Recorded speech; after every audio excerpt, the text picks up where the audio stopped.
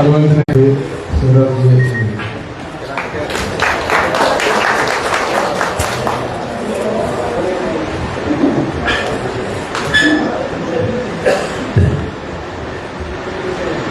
ഈ പരിപാടിയുടെ ഉദ്ദേശം നമുക്കെല്ലാവർക്കും അറിയാം. ശോഭിച്ച് ചെയ്യുന്ന നമ്മുടെ ധീരയായ കേരളത്തിൻ്റെ ജാൻസി റാണി നമുക്ക് ലഭിച്ചിരിക്കുന്നു. ശ്രീമാൻ അമിത്ഷാജിയുടെ നിർദ്ദേശപ്രകാരം നമ്മുടെ പാലക്കാട് നിയോജക മണ്ഡലത്തിൽ വന്നു എന്നത് തന്നെ നമ്മളെല്ലാവരും ഭാഗ്യത്തിരിച്ചവരാണെന്ന് നമുക്ക് അറിയാം. ഞാൻ ഇത്രയും നേരം നമ്മൾ 7 മിനിറ്റാണ് പറയുന്നത്. അതുകൊണ്ട് കൂടുതൽ രാഷ്ട്രീയ പ്രസ്താവന നിൽക്കുന്നില്ല. നിങ്ങളോട് പറയാനുള്ളത് ഹാർട്ട് ടു ഹാർട്ട് നമ്മുടെ ആരാധ്യ സ്ഥാനത്ത്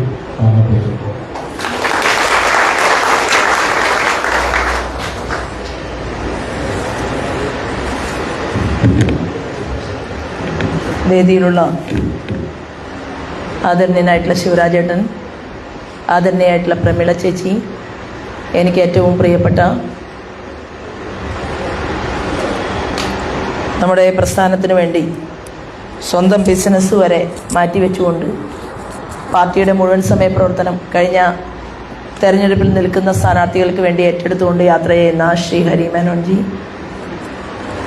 നിയോജകമണ്ഡലത്തിൻ്റെ അമരക്കാർ, ഏത് നല്ല സമയത്തും ഏത് ദുർഘട സന്ധിയിലും പ്രസ്ഥാനത്തിൻ്റെ തലപ്പത്തിരുന്നുകൊണ്ട് പ്രസ്ഥാനത്തെ നയിക്കുന്ന നമ്മുടെ ഏറ്റവും പ്രധാനപ്പെട്ട ഘടകങ്ങളിൽ ഒന്നിൻ്റെ അധ്യക്ഷൻ നിയോജകമണ്ഡലം പ്രസിഡന്റ് ശ്രീമാൻ വിജീഷ്, ശ്രീ ബിനിൽ, അതുപോലെ തന്നെ പഞ്ചായത്തിൻ്റെ അധ്യക്ഷൻ അനീഷ്, നമ്മുടെ സംഘത്തിൻ്റെ ഭാഗത്തു നിന്ന് പഞ്ചായത്തിൻ്റെ സംയോജകനായിട്ട് പ്രവർത്തിച്ചുകൊണ്ടിരിക്കുന്ന സതീഷ് ജി, അതുപോലെ റാണ പ്രതാപൻ ജി വന്നിട്ടുണ്ടോയെന്നറിയില്ല, അതുപോലെ ആദരണീയനായിട്ടുള്ള നമ്മുടെ ശിവദാസേട്ടൻ, അതുപോലെ വേദിയിലും സദസ്സിലും വേദിയിലുമുള്ള മുഴുവൻ സഹോദരന്മാർക്കും ഹൃദയപൂർവ്വം നമസ്കാരം. നമ്മൾ ദീർഘമായിട്ടുള്ള ഒരു പ്രസംഗം ഞാൻ നടത്തണം എന്നാഗ്രഹിക്കുന്നില്ല. ഇവിടെ ഇരിക്കുന്ന ഓരോരുത്തരും വീടുകളിൽ ചെന്ന് പറയേണ്ടത് എന്തുകൊണ്ട് BJP വരണം, അത് ഞാനല്ല പറയേണ്ടത്. എന്തുകൊണ്ട് BJPക്ക് ഒരവസരം തരണം എന്നാണ് നമ്മുടെ അഭ്യർത്ഥനയിലൂടെ, നമ്മുടെ മാനിഫെസ്റ്റോകളിലൂടെ നമ്മൾ ആളുകളെ അറിയിക്കാൻ പരിശ്രമിക്കുന്നത്. ഭാരതീയ ജനതാ പാർട്ടി നേതൃത്വം നൽകുന്ന ഒരു ഗവൺമെന്റ് ഈ രാജ്യത്തിൻ്റെ ഭരണകൂടത്തിന് സാരഥ്യം വഹിക്കാൻ വന്നപ്പോൾ രാജ്യവ്യാപകമായി നമുക്കെതിരെ ഉയർന്ന പ്രതിഷേധവും അവഗണനയും വിവിധങ്ങളായ കോണുകളിൽ നിന്ന് BJPയുടെ നേതൃത്വത്തിലുള്ള ഈ ഗവൺമെന്റ് എങ്ങനെയാണ് 5 വർഷക്കാലം തികയ്ക്കാൻ പോകുന്നത് എന്നായിരുന്നു. എന്നാൽ ഒരിക്കലും ഭാരതീയ ജനതാ പാർട്ടിയുടെ ദേശീയ നിർവാഹക സമിതി യോഗം കൂടിയിട്ടല്ല ശ്രീമാൻ നരേന്ദ്രമോദി എന്ന് പറയുന്ന മനുഷ്യനെ ഈ രാജ്യത്തിൻ്റെ പ്രധാനമന്ത്രിയായി കാണാൻ ജനം ആഗ്രഹിച്ചത്.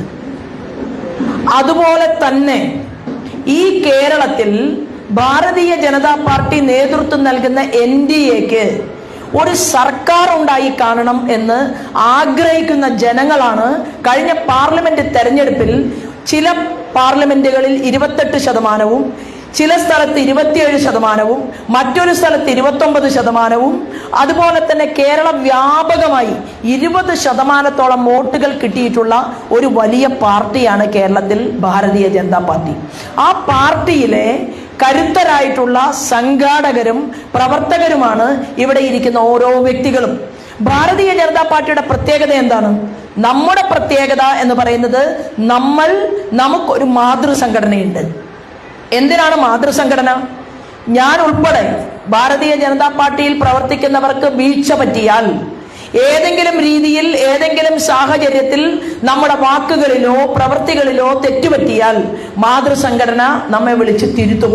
അതിനുള്ള അവകാശമുള്ള മാതൃസംഘടനയുടെ തണലുള്ള ഒരേ ഒരു രാഷ്ട്രീയ പാർട്ടിയാണ് ഇന്ന് കേരളത്തിൽ പ്രവർത്തിച്ചു കൊണ്ടിരിക്കുന്നത്. ആ പാർട്ടിയുടെ ലക്ഷ്യം എന്ന് പറയുന്നത് തെരഞ്ഞെടുപ്പിൽ മത്സരിക്കുക, വിജയിക്കുക എന്നുള്ളത് മാത്രമല്ല, ഈ സംഘടനയുടെ ലക്ഷ്യമെന്ന് പറയുന്നത് ഭാരതം എന്ന് പറയുന്ന ഈ രാഷ്ട്രത്തിന്റെ ചിതി എന്ന് പറഞ്ഞാൽ ആത്മാവിനെ കാത്തു സംരക്ഷിക്കുന്നവരുടെ കൂട്ടായ്മയാണ് നമ്മുടെ പ്രസ്ഥാനം. അങ്ങനെയുള്ള ഒരു പ്രസ്ഥാനത്തിനകത്ത് പ്രവർത്തിക്കാൻ കഴിഞ്ഞ 10-30 വർഷക്കാലമായിട്ട് നിങ്ങളുടെ സഹോദരിയായിട്ടുള്ള ശോഭയ്ക്ക് സാധിച്ചു എന്നുള്ളതാണ് തെരഞ്ഞെടുപ്പിൽ MLA ആയി ഏറ്റവും വലിയ ഭൂരിപക്ഷത്തിൽ വിജയിക്കുന്നതിനേക്കാൾ പ്രൗഢി എന്ന് പറയുന്നത്. ഈ പാർട്ടിയുടെ അഖിലേന്ത്യാ തലത്തിൽ ഒരിക്കലും ഒരു ദരിദ്ര കുടുംബത്തിൽ ജനിച്ചു വളർന്ന് സാധാരണ ഒരു കൂലിപ്പണിക്കാരന്റെ മകളായി ജനിച്ച എനിക്ക് ഇന്ന് ദേശീയ തലത്തിൽ ഇന്ത്യൻ പ്രധാനമന്ത്രിയുടെ കൈകളിൽ ഒന്ന് തൊടാൻ സാധിച്ചിട്ടുണ്ടെങ്കിൽ, ഹോം മിനിസ്റ്റർ അമിത്ഷാജിയോടൊപ്പം ഒരു മീറ്റിംഗിൽ ഇരിക്കാൻ സാധിച്ചിട്ടുണ്ടെങ്കിൽ, അങ്ങനെ ഒരേ ഒരു രാഷ്ട്രീയ പാർട്ടിയെ ഇന്ത്യയിൽ പ്രവർത്തിക്കുന്നുള്ളൂ, അത് ഭാരതീയ ജനതാ പാർട്ടിയാണ് എന്നുള്ളതാണ്. ഇന്ന് നമുക്കറിയാം, ഈ പാലക്കാട് നിയോജക മണ്ഡലത്തിൽ ഒരു MLA, അതായത് വലിയ ഭൂരിപക്ഷത്തിൽ വിജയിച്ച ഒരു MLA ഒരു ബൂത്ത് പ്രസിഡന്റിനെ പോലെ ഈ പാലക്കാട് നിയോജക മണ്ഡലത്തിൽ വന്ന് താമസിച്ച് നമ്മുടെ പ്രവർത്തനത്തെ നിരീക്ഷിക്കുകയാണ്. അദ്ദേഹത്തിന്റെ പേര് ശ്രീമാൻ മഹേഷ് എന്നാണ്. ആ ഹുബ്ലിയിലെ MLA അദ്ദേഹം പറയുന്നത്, എനിക്ക് കുറച്ചുകൂടി മാസങ്ങൾക്ക് മുൻപ് കേരളത്തിലെ പ്രവർത്തകരെ പരിചയപ്പെടാൻ സാധിക്കേണ്ടതായിരുന്നു എന്നാണ്. അദ്ദേഹം പറയുകയാണ്, കേരളം എന്ന് പറയുന്നത് ബലിദാനികളുടെ നാടാണ്. അതായത് ബലിദാനികളെ സൃഷ്ടിച്ചിട്ടുള്ള, വെറുതെ ഉണ്ടായതല്ല, ഒരു അതിർത്തി തർക്കത്തിന്റെ പേരിലല്ല, ഏതെങ്കിലും ഒരു വീട്ടുവഴക്കിന്റെ പേരിലല്ല, നമ്മുടെ പ്രസ്ഥാനത്തിന് വേണ്ടി കൊടിപിടിച്ചു എന്ന ഒറ്റ കാരണം കൊണ്ടാണ് നമ്മുടെ പാർട്ടിയിൽ അല്ലെങ്കിൽ നമ്മുടെ സംഘപരിവാർ പ്രസ്ഥാനത്തിനകത്ത് ഇന്ന് പാലക്കാടിലെ സ്വർഗീയനായിട്ടുള്ള ശ്രീനിവാസൻ ജിയെ പോലും നെഞ്ചുരുകുന്ന വേദനയോട് കൂടിയിട്ട് ഞാനും നിങ്ങളും അദ്ദേഹത്തിന്റെ ഓർമ്മകൾ ഇന്നും അയവിറക്കുന്നത്. അദ്ദേഹത്തിന്റെ ഭാര്യയെ കണ്ടുകൊണ്ടാണ് ഞാൻ ഈ തെരഞ്ഞെടുപ്പ് പ്രവർത്തനത്തിന് തുടക്കം കുറിച്ചത്.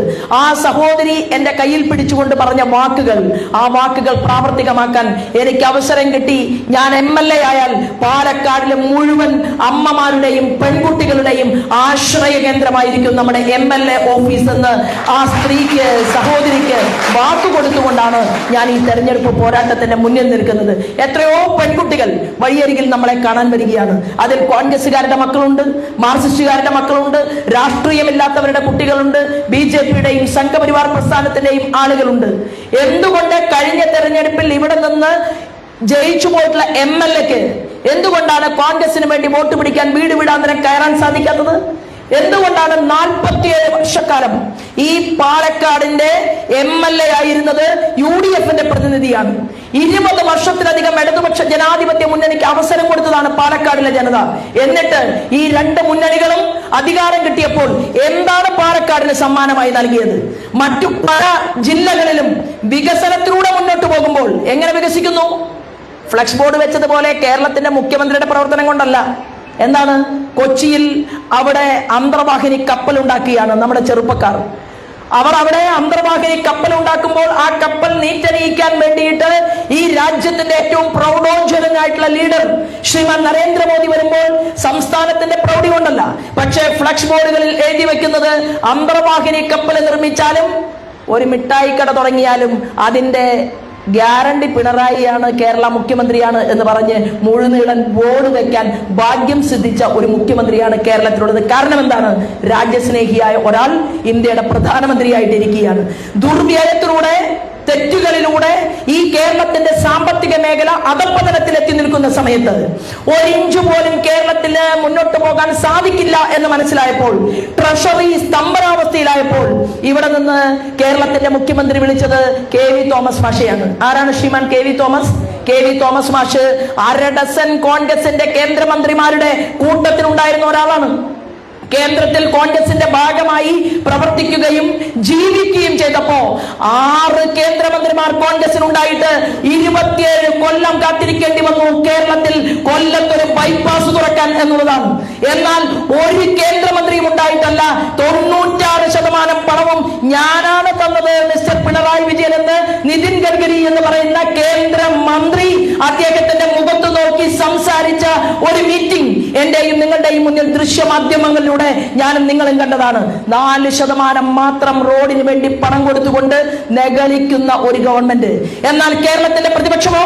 കേരളത്തിന്റെ പ്രതിപക്ഷം പറയണ്ടേ, ഇത്ര കണ്ട് ഒരു ഭരണകൂടം NDA ഗവൺമെന്റ് രാജ്യവ്യാപകമായി സംസ്ഥാനങ്ങളെ ഉദ്ധരിക്കാൻ വേണ്ടി ശ്രമിക്കുമ്പോൾ എവിടെയാണ് ഈ കോടികളുടെ കണക്ക് എന്ന് ചോദിക്കാൻ ആർജവമില്ലാത്ത, തന്റേടമില്ലാത്ത, ഇവിടുത്തെ സാധാരണക്കാരനോട് നീതി പുലർത്താൻ സാധിക്കാത്ത ഒരു പ്രതിപക്ഷമാണ് കേരളത്തിന്റെ നിയമസഭയ്ക്കകത്തിരിക്കുന്നത്.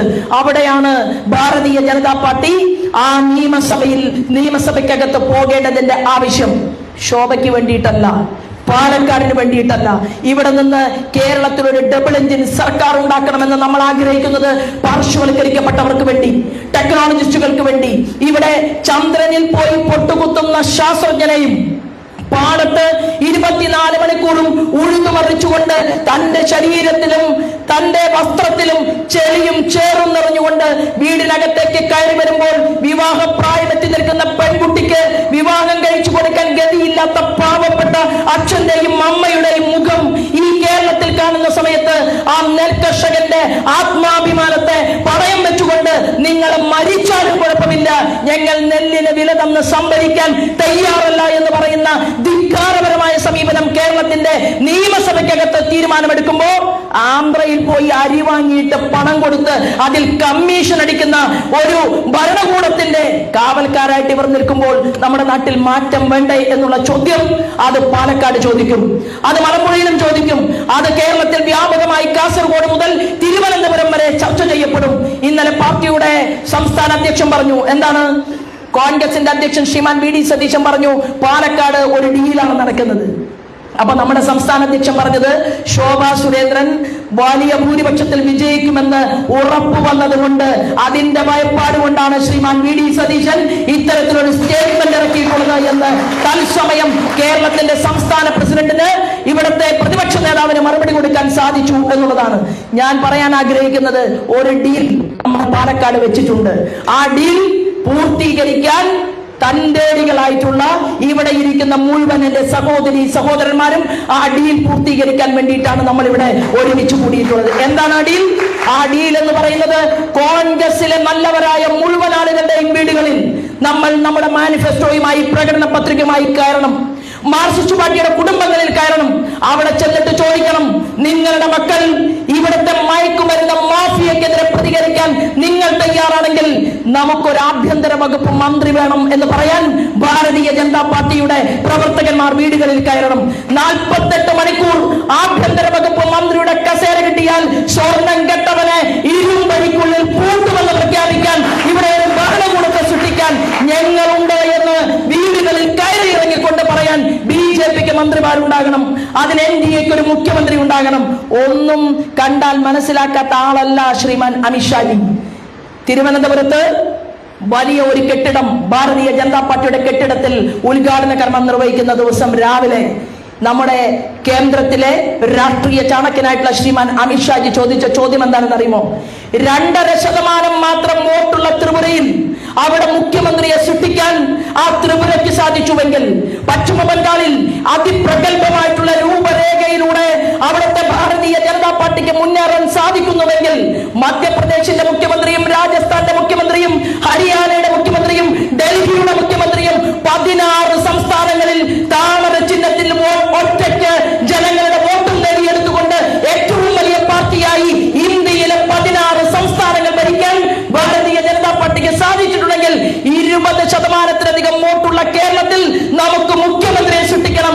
ഏതാണ് മുഖ്യമന്ത്രിക്ക് ഇരിക്കാനുള്ള റൂം എന്ന് എനിക്ക് കാണിച്ചു തരുമെന്നാണ് ഈ രാജ്യത്തിന്റെ ഹോം മിനിസ്റ്റർ അമിത്ഷാജി ചോദിച്ചതെങ്കിൽ, ആ ചോദ്യത്തെ പൂവണിയിക്കാൻ വേണ്ടിയിട്ടാണ് ഈ നാളുകൾ അത്രയും നമ്മളുടെ പ്രവർത്തനത്തെ നമ്മൾ മുന്നോട്ട് കൊണ്ടുപോകുന്നത്. എന്തുകൊണ്ട് ബിജെപിക്ക് ആയിക്കൂടാ? ഈ ചോദ്യം ജനങ്ങളുമായിട്ട് എന്റെ സഹപ്രവർത്തകന്മാർ ചർച്ച ചെയ്യണം. അതിന് പ്രവർത്തിക്കാൻ വേണ്ടിയിട്ട് കൂടുതൽ സമയം നിങ്ങൾ കൊടുക്കണം. എനിക്ക് നിങ്ങളോടുള്ള ഒരു അഭ്യർത്ഥന എന്താണെന്നറിയുമോ? നിങ്ങളുടെ ശോഭ കേരളത്തിന്റെ നിയമസഭയിലേക്ക് പോയാൽ, നിങ്ങൾ പറഞ്ഞയച്ചാൽ, ഈ കണ്ണാടിയിൽ MLA കാണാൻ വേണ്ടി മുനിസിപ്പാലിറ്റിയിൽ തുറക്കുന്ന ഓഫീസിലേക്ക് വരേണ്ടി വരില്ല. കണ്ണാടിയിൽ MLAക്ക് ഒരു ഓഫീസ് ഉണ്ടാകും. അത് നിയന്ത്രിക്കാൻ, ജനങ്ങളുടെ പരാതികൾ വാങ്ങാൻ, ജനങ്ങളുടെ പരാതികൾ സോർട്ട് ഔട്ട് ചെയ്യാൻ, അത് അടിയന്തരമായി പരിഹരിക്കാൻ ഇന്ത്യയുടെ പ്രൈം മിനിസ്റ്ററുടെ മാതൃകയിൽ 48 മണിക്കൂറിനുള്ളിൽ ആ പരാതിക്ക് പരിഹാരമുണ്ടാക്കാൻ സാധിക്കുന്ന രീതിയിൽ ഒരു ജനസഭയായിരിക്കും നിങ്ങളുടെ സഹോദരിയെ നിയന്ത്രിക്കുന്നത്. അതായത് രാഷ്ട്രീയക്കാർ ചിലപ്പോൾ വിചാരിക്കും, എന്താണ് രാഷ്ട്രീയക്കാർക്ക് എല്ലാ കാര്യത്തിലും അറിവുണ്ടാകണമെന്ന് നിർബന്ധമില്ല. അറിവ് എന്ന് പറയുന്നത്, യേശുദാസ് പറഞ്ഞു, വലിയ ഗായകനാണ് അദ്ദേഹം, ഒരു ജീവിതം അദ്ദേഹത്തിന്റെ കഴിയാറായി. അദ്ദേഹം ഒരു മീറ്റിംഗിൽ പറഞ്ഞു, അറിവ് എന്ന് പറയുന്നത് സാഗരം പോലെയാണ്. ആ സാഗരത്തിനകത്ത് നിന്ന് കൈക്കുമ്പളിൽ ഒരു കൈക്കുമ്പളിൽ നിറയെ എടുക്കുന്ന ആ വെള്ളം മാത്രമേ എനിക്ക് സംഗീതത്തിൽ അറിവുള്ളൂ എന്ന് പറഞ്ഞതുപോലെ ഞാൻ എൻ്റെ പ്രിയപ്പെട്ട സുഹൃത്തുക്കളോട് പറയാൻ ആഗ്രഹിക്കുകയാണ്, എനിക്ക് അറിവ് പകരേണ്ട ആളുകൾ ഈ വേദിക്കകത്ത് വേദിക്കകത്തിരിക്കുന്നുണ്ട്. ഒരു സാർ എന്നോട് പറഞ്ഞു, ഉന്നതമായിട്ടുള്ള ജോലിയിൽ നിന്ന് റിട്ടയർമെന്റ് ചെയ്ത ആളാണ്. കണ്ണാടിയിലെ ഒരു ബൂത്തിൽ അദ്ദേഹം സ്വന്തമായിട്ട് ഒരു റോഡ് നിർമ്മിച്ചു കൊടുത്തുകൊണ്ട് അതിന്റെ ഉദ്ഘാടന കർമ്മം നിർവഹിക്കുമ്പോൾ ഞാൻ അടുത്തു നിൽക്കുന്നുണ്ടായിരുന്നു.